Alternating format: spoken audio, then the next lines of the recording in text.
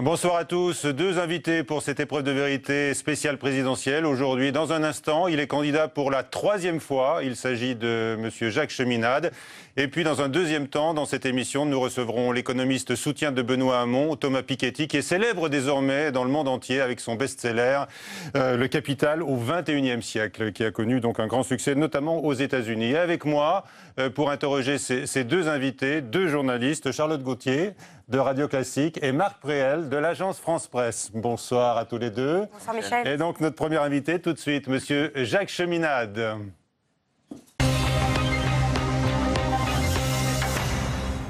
Merci. Monsieur Cheminade, bonsoir. Bonsoir. Et merci d'être avec nous. Alors, dans les minutes qui viennent, on va essayer de ne pas vous décevoir avec mes confrères, puisque vous avez une conviction. Selon vous, les journalistes sont incompétents. Pas tous. Si, vous l'avez dit tous hier soir. En meute, ils sont incompétents. Non, ah, mais la meute commence à trois, parfois. Individuellement, au contraire, on trouve des gens intelligents, parfois charmants, mais en meute, alors il y a l'effet meute. Hein. Il y a l'effet meute. Vous écrivez quand même sur votre site qu'on fait partie d'une fausse élite pervertie. Vous nous mettez dans la collusion. Quelques journalistes parisiens, une dizaine, une douzaine peut-être. Ah, bon, comme tout. quoi. Rassurez-vous. Il y a loin entre vos déclarations publiques et ce qu'on lit donc sur votre site, alors, hein, sur la presse. Mais ce n'est pas l'objet de cette conversation ce soir. Sur un site qui est celui de Solidarité et Progrès. Moi, je suis, comme le disait mouvement De Gaulle, qui vous soutient. Qui me soutient, voilà. Moi, je suis... C'est cheminade2017.fr. Cheminade2017.fr. Alors, c'est Charlotte Gauthier qui se lance et vous pose une première question. Bonsoir Monsieur Cheminade. Bonsoir. Alors, moi j'ai regardé votre programme. En substance, c'est mon ennemi, c'est la finance. Mais il y a une comparaison qui dépasse un peu la raison. Vous faites le parallèle entre l'occupation financière, comme vous dites, et l'occupation nazie. Alors, je vais vous lire quelque chose. Je crois que c'est plus simple parfois lorsqu'on a des références. Non, mais on est là pour un échange vivant. Hein. Vous pouvez répondre directement sans lire vos textes. Ah non, c'est pas mes textes.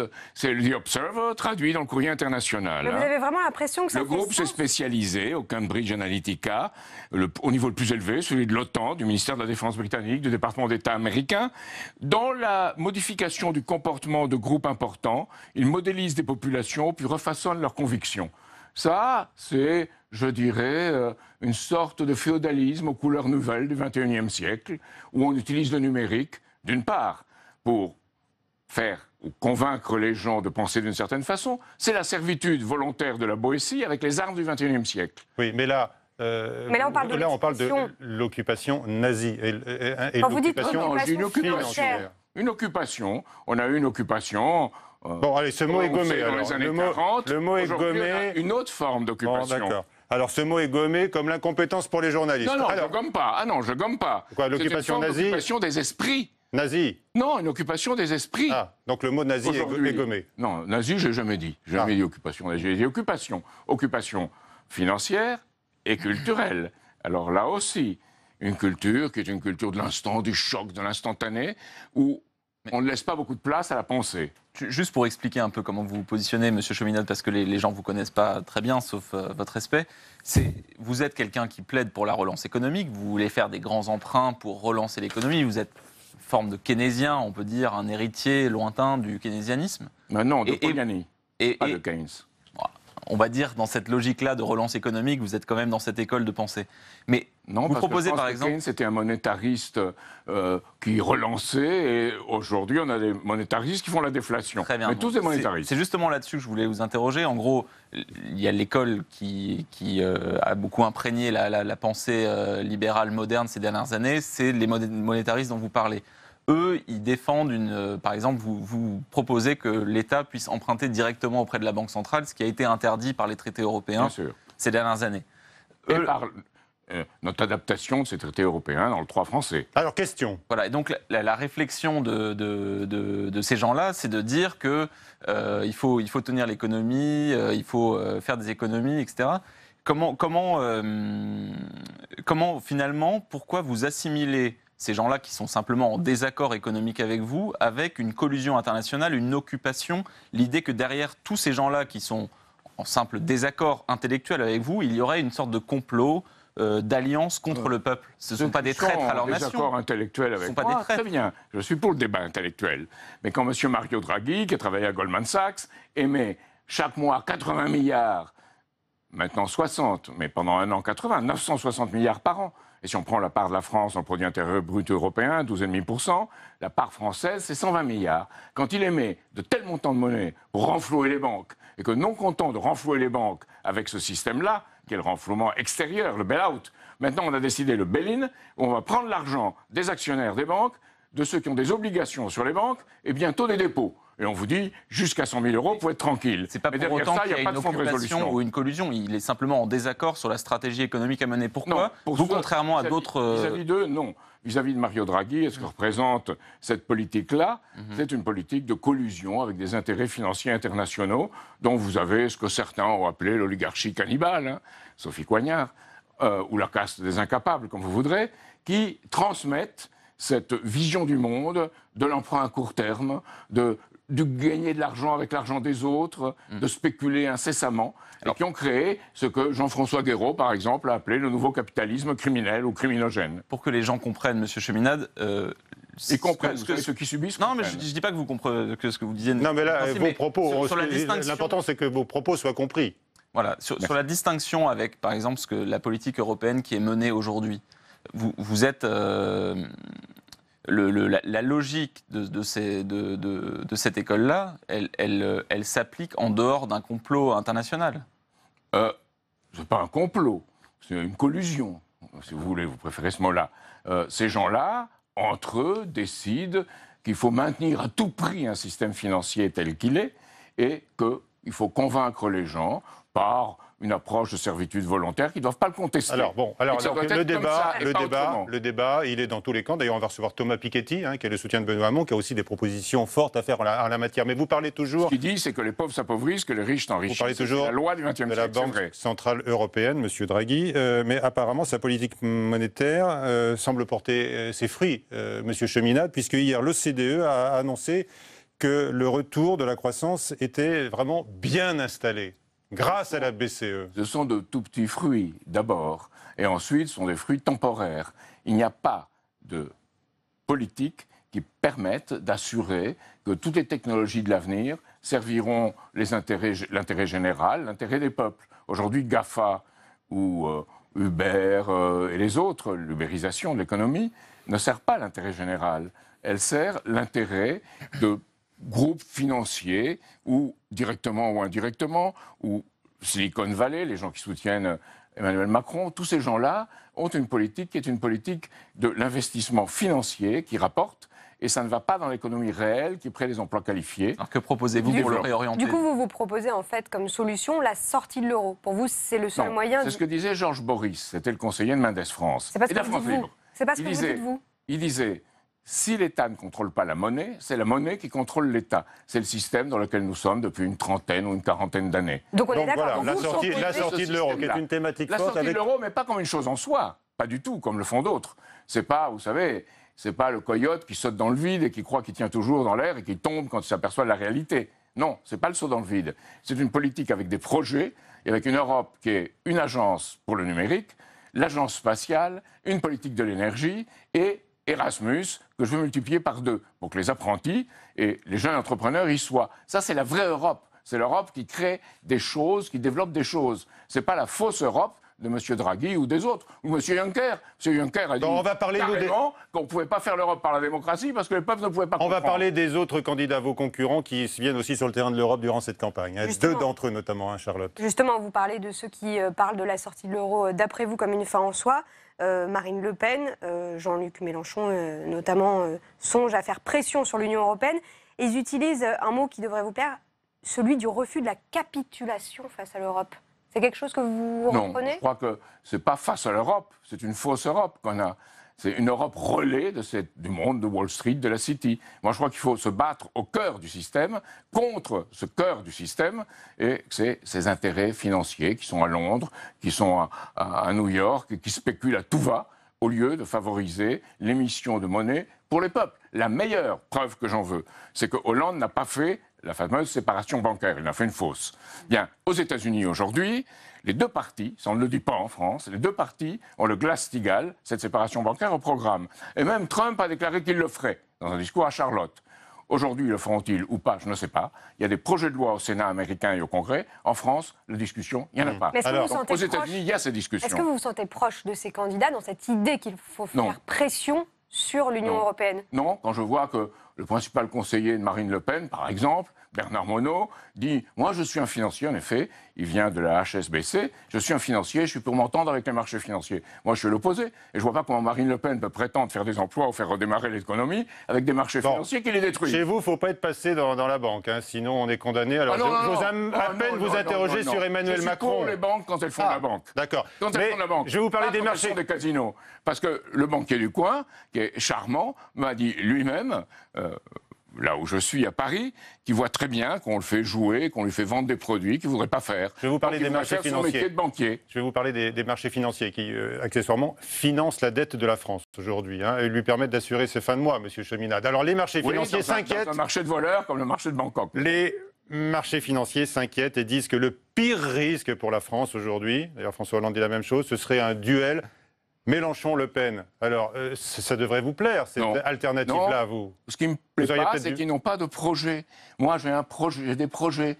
Il faut des projets pour les intérêts communs de l'humanité. Ces projets, c'est le développement de l'Afrique, le vrai, c'est les mers, le développement d'une culture des mers, de l'économie bleue, et puis un programme spatial. Les trois ensemble, parce que c'est des programmes qui peuvent réunir l'humanité. Un seul pays ne peut pas faire ces programmes-là. Il faut que tout le monde se mette ensemble. Il y a quelque chose d'urgent, c'est la soif en Afrique, c'est en Somalie, c'est au Kenya. Des gens sont en train de mourir, et on sait comment leur apporter de l'eau. On sait qu'avec de l'espace, des observations par radar, on peut voir où il y a des aquifères. Moi, j'ai un ami qui me soutient, qui travaille sur ça. Ça s'appelle Alain Gachet. Pourquoi on ne le fait pas ? Parce que ça n'intéresse pas. En réalité, on ne veut pas apporter l'eau potable à ces gens-là, parce qu'on ne s'engage pas dans cette voie, parce qu'on gère au lieu de voir l'avenir. Ou aussi peut-être parce que l'argent que vous utilisez pour ces grands projets qui rendraient service à l'humanité, on ne l'a pas, et que vous proposez finalement d'en faire une écriture comptable au sein des banques centrales, d'inventer cet argent et de mener une politique qui risque d'être très inflationniste. Donc, pour expliquer, quand on injecte de l'argent dans l'économie en empruntant la Banque centrale, cet argent circule et fait... Peut-être dans une première phase relativement inflationniste. Après la guerre, très probablement. Comment on a construit Brest et comment on a construit Cherbourg et comment on a reconstruit, je ne sais pas, Le Havre? Comment on a fait? Avec du crédit. On ne l'a pas fait avec de la rente ou avec de l'épargne. Donc c'est cette même politique de crédit pour l'avenir qu'il faut appliquer aujourd'hui dans une situation où l'Europe n'a pas été capable depuis 10 ans, la fausse Europe, de créer de la croissance. Donc il faut faire une vraie Europe et revenir. Cette politique que vous décrivez, dans les années 70, on a à la fois combiné beaucoup d'inflation et une économie qui a ralenti. Est-ce que vous ne risquez pas de reproduire exactement cet échec-là qui nous a conduit à un changement économique? La réalité, c'est qu'en 1971, on a découplé le dollar de l'or, 15 août 1971 aux États-Unis, et on a créé une sorte de dollar flottant. Et ce dollar flottant, c'est même plus une monnaie américaine, c'est même plus. C'est une monnaie internationale qui est ouverte à toutes les spéculations. Alors je veux bien, derrière, il y a l'armée américaine qui protège ce dollar flottant. Et maintenant, il y a Silicon Valley, il y a toute l'économie du numérique, de la robotique, prise en otage par ces intérêts-là, et qu'il applique. Pourquoi? Pour faire du travail un coût, ou du travail une variable d'ajustement. Les banques l'ont dit très précisément. Il y a un rapport de JP Morgan, 2013, où ils le disent. Ils disent qu'il faudra, disons, moins protéger le travail et renoncer aux protections qui étaient prévues dans les constitutions qui ont été votées en Europe lors de la victoire contre les fascismes. On y est. On est dans une politique. Juste sur le travail, est-ce que vous indexez les salaires sur l'inflation? Une grande mesure? Non. Donc il y a un grand risque que les indexés sur le coût de la vie, là où il y a un coût de la vie. Sur l'inflation? Non, pas nécessairement. Sur ce qui est nécessaire aux gens pour vivre. Pas sur l'inflation surtout. Un calcul de l'inflation révisé. Alors dites-moi. Révisé, voilà. Ah oui, voilà. Alors vous avez cité à 2 reprises la Silicon Valley, mais on y trouve là-bas des milliardaires, et ils vous déplaisent, mais aussi des personnages un peu stratosphériques, un peu comme vous, Monsieur Cheminade, parce qu'on en connaît là-bas qui veulent conquérir la Lune et même la planète Mars. Non. Ça, c'est un point important de votre programme qui revient tous les 5 ans. C'est pas une chose en soi. C'est une chose qu'on doit faire en vue du futur et en vue des intérêts communs de l'humanité. On doit aller y voir, parce que ça existe. Et l'être humain est curieux. La petite fille qui a nommé le robot américain, le rover qui était sur Mars, elle l'appelait Curiosity. Il faut avoir la curiosité. Et pas penser comme en France, à la fois dans les élections et dans la vie courante, que le passé déterminera le futur. Il y a actuellement, aujourd'hui, une remise en cause en politique en France de l'entre-soi politique. Elle est très forte. Mais on ne voit pas surgir les nouveaux hommes, les nouvelles idées qui y feraient face. Et je crois qu'après cette élection, vous aurez un parfum de nouveaux États généraux comme en 1789. Est-ce qu'il n'y a pas un risque d'emprunter beaucoup pour des projets, par exemple la Lune? Je vois très bien l'idée, si on trouve une autre planète, de développer un nouveau monde, etc. Mais non, aller sur la Lune, est-ce que c'est pas de l'argent gâché? C'est même pas ça. Est-ce que c'est pas emprunter pour dépenser de l'argent et finalement alourdir la fracture environnementale de la planète? Il n'y avait pas eu de politique spatiale dans les années 50 et 60. Le GPS, les couches culottes, tiens, ça vient de l'espace aussi. On ne le sait pas. Il y a toute une série d'inventions. Oui, oui, on a dû faire ça pour les astronautes et on a amélioré beaucoup pour les couches choses sur culottes. Terre. Donc ça descend de l'espace, ça vient sur Terre. Aujourd'hui, Pesquet, qu'est-ce qu'il étudie? Il étudie comment lutter contre les maladies nosocomiales à l'hôpital. Ça rapporte. Dans quel monde est-ce que vous vivez, monsieur Cheminade? Je vis dans le monde d'hier, d'aujourd'hui et de demain ensemble. Je ne vis pas dans le présent, dans ce présentisme de la finance unique. Je vis dans un monde où on est à la fois passé, présent et futur. Et où le futur doit déterminer dès aujourd'hui ce qu'on fait pour les générations futures. Aujourd'hui, c'est développer toute cette théorie de l'immédiat. Moi, j'appelle ça pas la société de consommation, hein. J'appelle ça la société de consommation. On consomme les valeurs au lieu de développer. Et on l'a vu en France, avec toute la politique qui est suivie depuis, disons, 20 à 30 ans, qui a été une politique où on a sacrifié l'industrie, on a sacrifié l'agriculture, et on a fait une politique qui est une politique du tourisme, des revenus financiers, des revenus commerciaux, et on a fait le moins de production possible dans les secteurs physiques. Allez, on va revenir sur les enjeux de votre campagne. Exactement contre le mur, Charlotte. et c'est cela que je combats. C'est mon combat, et je pense que c'est le combat principal aujourd'hui. Monsieur Cheminade, on comprend que vous êtes là par conviction, mais on a quand même envie de vous demander, c'est la 3e fois que vous vous présentez. Les 2 premières fois, vous avez recueilli 0,25% et 0,28% des suffrages. Là, les sondages vous créditent de 0% d'intention de vote. Les sondages sont les sondages. Très bien, mais les précédents scores, ça représentait 84 000 et quelques voix. Qu'est-ce qui vous motive? Les idées et ce que n'ont pas fait les autres.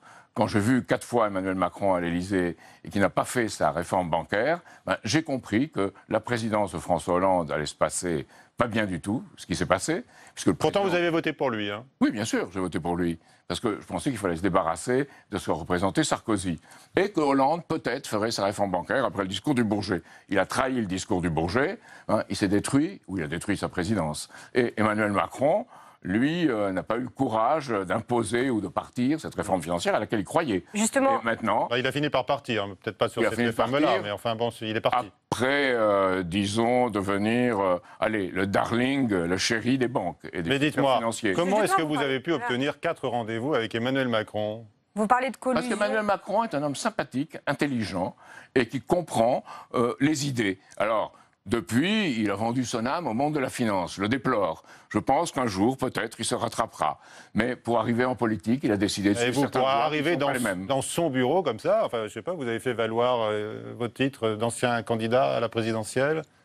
Il a lu ce que j'écrivais. Il a lu? Il a eu la faiblesse de lire et d'être très intéressé par cette séparation bancaire. Et la première fois où je l'ai vu, on a parlé, il m'a dit revenez me voir tous les mois, il ne pourra pas le nier aujourd'hui, une fois par mois, pour qu'on parle. C'est un homme très intelligent et très ouvert. Suffisamment intelligent pour que vous votiez pour lui au second tour? Non, parce qu'il a trahi la mission qu'il avait, ou qu'il aurait dû se donner. Et je vais donner le texte de Jean Zay, quand Jean Zay était en prison, dans lequel il disait en France, on peut tout attaquer, on peut se moquer de tout, sauf d'une chose, l'hétérodoxie budgétaire, l'inspection des finances qu'il applique et les banques qui le soutiennent. Je vais montrer ce texte, il a dit je suis d'accord, mais il n'a pas tiré les conséquences, hélas. Ah, mais quand même, vous ne l'êtes pas tellement reconnaissant, c'est un peu l'ingratitude. Il vous a consulté, même s'il a pu aller pas pu aller jusqu'au bout de vos projets. À la fin, je lui ai dit, on m'avait dit d'écrire une note, je l'ai envoyée, le président Hollande m'a répondu en disant que c'est une façon intéressante de développer mes thèses, et puis ils ont fait le contraire. Alors je ne vois pas pourquoi je serais reconnaissant à des gens qui ont fait le contraire de ce que je disais. Alors en tous les cas, votre dernier livre, c'est La France avec les yeux du futur. Vous avez fait une petite dédicace pour Emmanuel Macron, qui est un de vos lecteurs, vous nous l'apprenez ce soir. Non, là, je pense qu'aujourd'hui, il n'a pas le temps, il fait autre chose, il n'aura pas le temps de me lire, et en tout cas, je ne sais pas quelle est son attitude après ce que j'en dis aujourd'hui. Vous ne voteriez pas pour lui, même au second tour, face à Marine Le Pen? Pour l'instant, non. Peut-être il peut changer certaines choses et il peut avoir une attitude différente. En fonction d'un éventuel 5e rendez-vous que vous auriez avec lui. Non, je ne cherche pas de rendez-vous. Au départ, j'avais dit j'ai voté Hollande, je veux dire mon fait sur la question de la réforme bancaire, qui me semblait essentielle. Merci. Jacques Cheminade, d'avoir été avec nous Merci à vous. aujourd'hui. Second invité de l'épreuve de vérité. Maintenant, Il y a une chose, ah ben c'est fini. on n'a pas parlé de l'école, on n'a pas parlé de la culture. On n'a Eh ben pas je parlé de la renvoie, politique j'ai parlé de votre livre internationale. tout hier. Ici. Voilà, la culture à l'école, merci. les chorales, les orchestres classiques dans les écoles, on a tout ça. Et puis évidemment, la priorité à l'éducation. Et c'est maintenant Merci Thomas beaucoup. Piketty, économiste, Je pars. qui nous rejoint. Vous partez, effectivement. Vous cédez votre place à notre second invité, conseiller de Benoît Hamon, je le disais, sur les questions européennes. Merci beaucoup.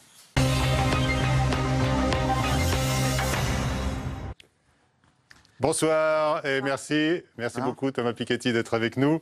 Je le disais tout à l'heure, vous avez connu un succès mondial avec votre livre Le Capital au XXIe siècle, notamment aux États-Unis. Vous êtes très réputé désormais sur la planète et aujourd'hui, depuis quelques mois maintenant, auprès de Benoît Hamon. Première question de Marc Préel sur la situation précaire d'ailleurs du candidat que vous soutenez avec les sondages de ce soir. Alors, M. Piketty, on viendra à l'économie après, mais une petite question politique pour commencer. D'abord, les derniers sondages là, de ce qui concerne votre candidat le place à 7% pour le sondage OpinionWay, autour de 7, 8, 9% désormais. Comment vous expliquez cette chute dans les sondages ? D'abord, moi je pense que rien n'est joué, que tous ces sondages ont des intervalles de confiance énormes et que si on obligeait les instituts à les publier, ils en publieraient moins. Et on pourrait un peu plus parler du fond. Vous avez des intervalles. Tout ça va se retrouver très proche, à mon avis, vers 15, 20. Il va y avoir beaucoup de candidats dans cette zone-là. Donc, essayons de parler du fond pour qu'au moins les électeurs puissent se faire une idée. Après, qu'est-ce qui s'est passé dans cette campagne ? C'est sûr que l'effondrement judiciaire de Fillon a complètement changé la donne, parce que ça l'a fait chuter de 10 points, ça a fait monter Macron de 10 points. Donc d'un seul coup, il y a eu ce réflexe de... D'abord, ça a empêché le débat de fond, parce qu'on n'a parlé que des affaires pendant un mois. Ça a empêché aussi qu'il y ait un débat utile entre Hamon, Macron, parce que tout de suite, ces réflexes de vote utile sont venus. Je pense aussi qu'on a peut-être sous-estimé le dégagisme, comme dit Mélenchon, c'est-à-dire la détestation des partis en place. Et c'est vrai que le truc tout à fait étonnant de Macron, c'est que bien qu'il ait été sans doute le premier responsable, après François Hollande, du désastre économique de ce quinquennat, il arrive à faire croire qu'il y est pour rien et qu'il arrive comme une fleur. C'est un magicien, c'est un magicien. C'est assez magique, mais sauf que les gens risquent de se rendre compte que, voilà, malheureusement, on ne vit pas dans un monde magique. Et quelqu'un qui a planté comme ça l'économie française pendant 5 ans, ça augure pas forcément de très bonnes choses pour la suite. Donc...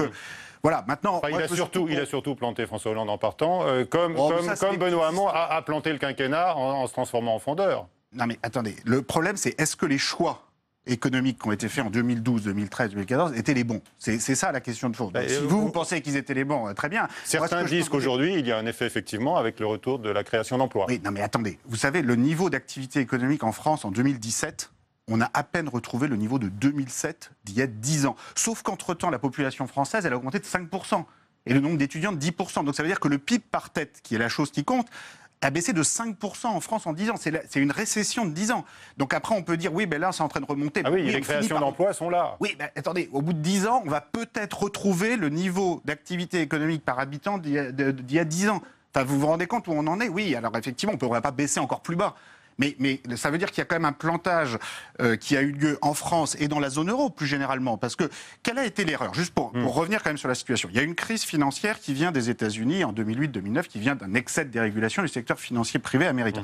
L'activité tombe en 2009 dans les mêmes proportions aux États-Unis et en Europe. Ça commence à remonter en 2010. Fin 2010, on a presque retrouvé des deux côtés de l'Atlantique le niveau d'activité de 2008. Sauf que là, d'un seul coup, en Europe, en 2011, 2012, 2013, on a une rechute de l'activité économique, alors que les États-Unis, qui pourtant étaient à l'origine de la crise, eux poursuivent leur reprise. Pourquoi il y a cette rechute en 2011, 2012, 2013 ? Je crois que maintenant tout le monde est d'accord. C'est parce qu'on a voulu réduire les déficits trop vite avec le nouveau traité budgétaire européen de 2012 qui a été négocié sous Fillon, appliqué sous Macron. En particulier en France, on a des augmentations d'impôts beaucoup trop lourdes la dernière année de Sarkozy, la première année de Hollande.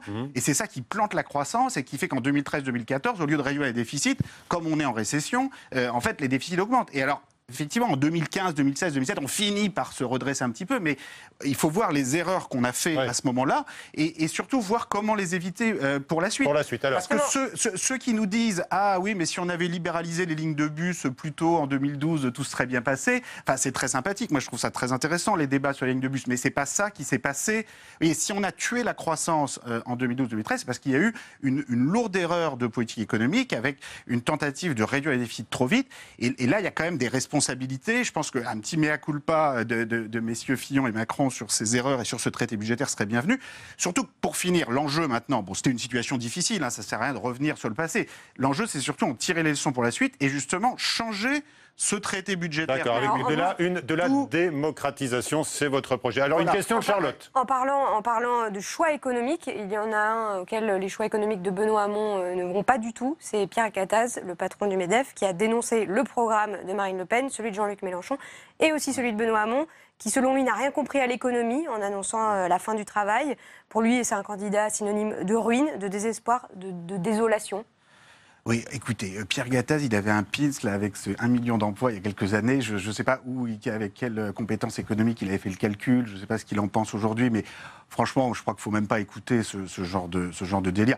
Il y a beaucoup de chefs d'entreprise qui sont heureusement, ne se reconnaissent pas du tout dans Pierre Gattaz. Et je vais vous dire, quelqu'un comme ça fait beaucoup de mal sur l'image des entreprises en France. Alors qu'au contraire, s'il y a quelqu'un qui fait du bien à l'image des entreprises, c'est quand Benoît Hamon, par exemple, propose, comme en Allemagne, comme en Scandinavie, une plus grande implication des salariés dans les conseils d'administration d'entreprise. Vous savez, en Suède, en Allemagne, il y a entre un tiers et la moitié des sièges dans les conseils d'administration d'entreprise avec des droits de vote qui sont occupés par les représentants des salariés. C'est ça qui permet de faire aimer l'entreprise, c'est ça qui permet d'avoir des stratégies aussi d'implication des salariés à long terme, de productivité. Parce que les syndicats sont forts aussi. Oui, mais c'est aussi en leur donnant du pouvoir qu'ils sont forts. C'est-à-dire que si le seul rôle qu'on donne aux syndicats, c'est d'être dans la rue à protester, c'est pas facile de les rendre forts. Et les patrons français comme Gattaz, ça fait des années qu'ils nous disent « Oh non, surtout pas dans les conseils d'administration ». Et alors on leur dit « Oui, mais attendez, en Allemagne, en Suède, ils ont un tiers, la moitié des sièges. » Et finalement, les entreprises suédoises, allemandes ont plutôt l'air de s'en porter mieux que vous en France. Regardez, vous, en France, de compromis, les patrons français, ils sont tellement malins. Ils sont tellement malins qu'ils peuvent se débrouiller tout seuls, alors que dans les autres pays... Non mais attendez, donc franchement, heureusement, il y a plein de chefs d'entreprise qui ne se reconnaissent pas du tout dans ce genre de propos réac et complètement incompétents de type genre... c'est quand même le président du MEDEF, il dirige une entreprise radiale. Non mais il dirige une entreprise... Il sait ce que c'est que l'entreprise, une entreprise radiale qui exporte, qui crée de l'emploi en France, à l'étranger. C'est un héritier qui raconte n'importe quoi. Voilà. N'importe quoi.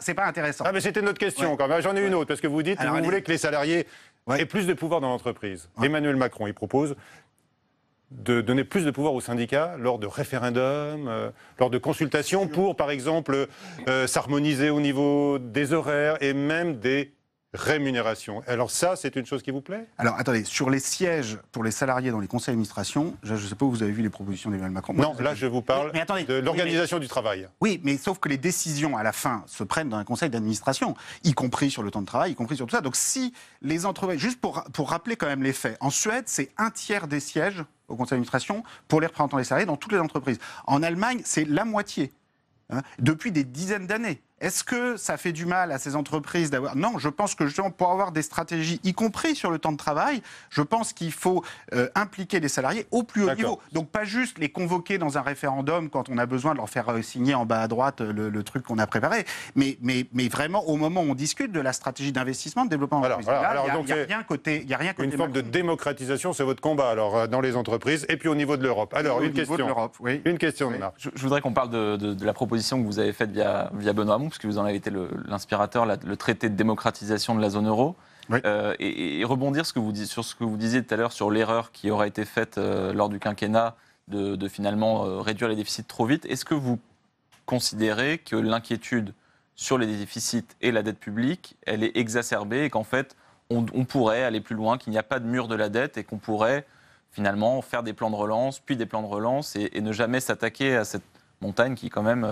augmente chaque année. Il faut s'y attaquer, mais avec efficacité, parce que là, ce qu'on a fait, c'est tout sauf efficace. Sauf que ça fait longtemps qu'on dit ça, on va réduire doucement, et puis finalement, les objectifs sont jamais tenus, et on refait des plans de relance qui nous remettent en déficit, et on revient jamais à la surface. Oui, moi je peux vous dire une chose, c'est que les États-Unis, qui ont fait preuve de beaucoup plus de pragmatisme budgétaire en 2010, 2011, 2012, 2013 pour relancer la machine, donc en tolérant plus de déficit qu'en zone euro en 2011, 2012, 2013, aujourd'hui c'est eux qui en ont moins, parce qu'ils ont une activité économique qui est repartie. Donc c'est aussi, à un moment, c'est aussi une question de pragmatisme. Fixer à la Grèce des cibles d'excédent primaire de 3,5% du PIB, ce qui veut dire que les Grecs devraient payer en impôts 3,5% du PIB de plus que ce qu'ils reçoivent en dépenses, sachant que le budget de tout l'enseignement supérieur dans un pays comme la France, c'est 1% du PIB.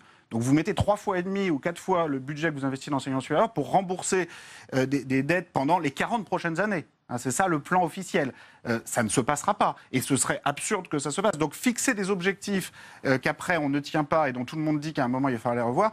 Vous savez, moi... Ça peut avoir du bon de fixer ce genre d'objectifs, Thomas Piketty, peut-être. Ah, peut-être. vous trouvez peut-être. des objectifs qu'on ne tient pas, oui, dont tout le monde dit qu'à un moment... Mais ça empêche peut-être d'aller plus loin et d'aller dans le fossé encore plus. Oui, enfin là, la situation actuelle, c'est qu'à cause de cette stratégie inepte, on a un niveau d'activité économique en Europe du Sud et en particulier en Grèce qui est un quart plus faible qu'en 2007. Donc nous, on a retrouvé à peu près le niveau de 2007, enfin avec une population qui a augmenté. En Grèce, ils sont 25% en dessous. Donc l'idée que vous allez faire rembourser, vous allez faire recracher des énormes excédents primaires à un pays dont le niveau d'activité économique est un quart plus faible, c'est complètement irrationnel. C'est-à-dire finalement cette espèce de course-poursuite qui vient de comportements un peu nationalistes, en fait, c'est-à-dire où chaque pays veut donner des leçons aux autres, veut expliquer. Et c'est là qu'on en vient à la démocratisation. C'est-à-dire, qu'est-ce qui ne va pas aujourd'hui dans l'Europe? C'est qu'on a besoin de prendre des décisions de façon plus démocratique et en se souvenant qu'il y a des opinions différentes, y compris en Allemagne, y compris en France, y compris en Grèce. Parce qu'actuellement, pourquoi nous, on veut mettre une assemblée démocratique de la zone euro pour prendre les décisions sur la Grèce, sur l'impôt sur les sociétés, sur le budget?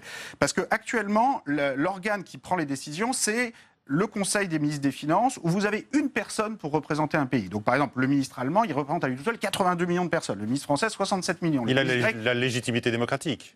Le résultat, oui, non, je pense pas. Je pense qu'il faut plus d'une personne pour représenter 82 millions d'individus en démocratie. Alors, parce que là, on va voter pour un président de la République, je rappelle. Oui, mais vous savez, si vous croyez qu'ensuite, il suffit de mettre un président de la République face à Angela Merkel et qu'en tête-à-tête, à huis clos, comment ça marche, cette situation du Conseil des ministres des Finances, qu'on appelle l'Eurogroupe de la zone euro?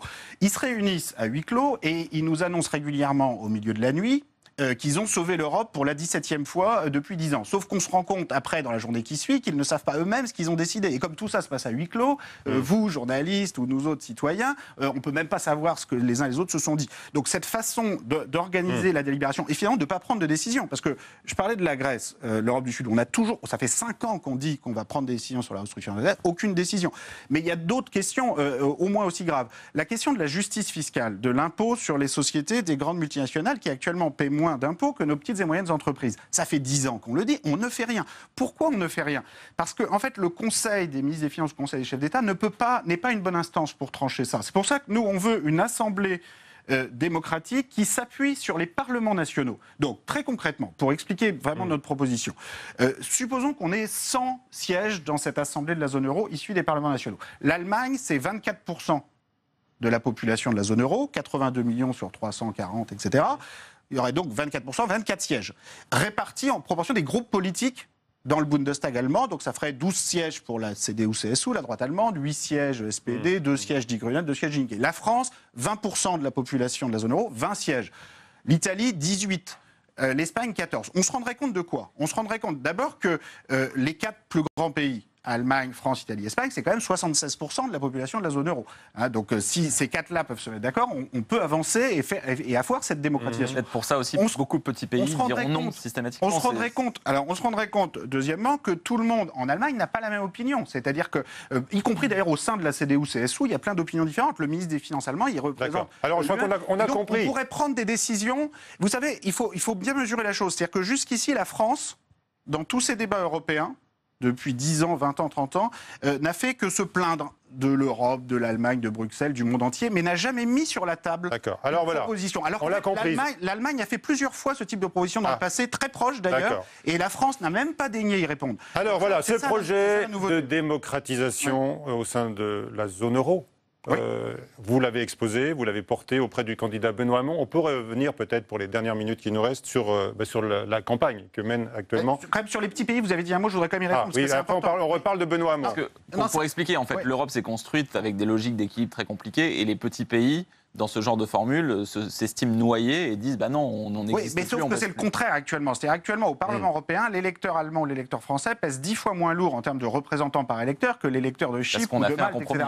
Oui, mais justement, l'idée, c'est d'avoir une assemblée démocratique de la zone euro qui soit répartie en proportion de la population, en répartition des groupes politiques. Et je vais vous dire, s'il y a des pays comme le Luxembourg ou l'Irlande qui veulent continuer de vivre du dumping fiscal, effectivement, ce qui est prévu dans notre projet de traité, c'est que le traité rentre en vigueur dès lors que des pays représentant 70% de la population de la zone, en pratique, on aura sans doute 80 ou 85 ou 90%, mais si certains pays ne veulent pas rentrer, ils ne peuvent pas bloquer ceux qui veulent rentrer. Je crois qu'à un moment, il faut assumer les choses, ou alors ou alors on fait comme font d'autres candidats, notamment Macron, Fillon, qui est de dire, écoutez, c'est le statu quo, on vous fait croire qu'on va taxer les multinationales au même taux que les PME, on vous fait croire qu'on va changer les choses, mais en fait, on ne change rien. Question. On continue d'avoir une mondialisation et une construction européenne qui favorise toujours les mêmes. Question, les question. gagnants, les grosses Charlotte. Vous parlez de Macron et Fillon sur le statu quo, mais il y en a qui veulent aller très loin.